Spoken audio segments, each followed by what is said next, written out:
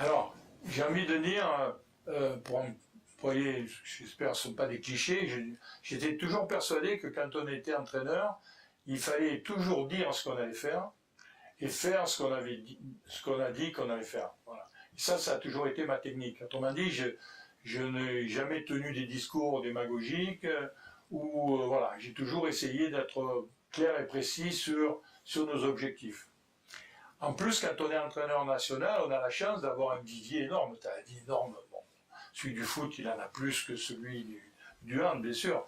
Mais vous pouvez, au niveau du recrutement des ressources humaines, piquer un petit peu dans tous les clubs et tout ça. Donc ça, c'est à la fois une richesse et une responsabilité.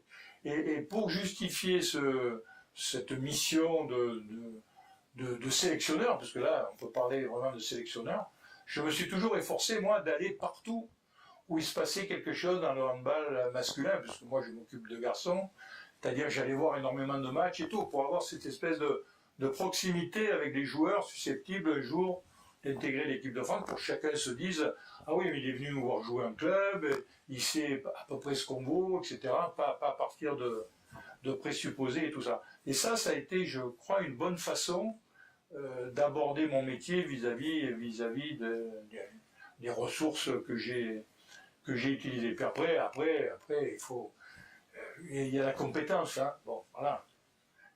Moi, je pense que, toute modestie mise à part, j'avais, par rapport à l'époque où j'ai pris l'équipe de France en main, j'avais une compétence avérée parce que j'ai pris mon temps. Vous savez, moi, j'ai pris l'équipe de France à 42 ans, donc c'était pas un jeune entraîneur national, et j'ai eu le temps de faire des voyages initiatiques.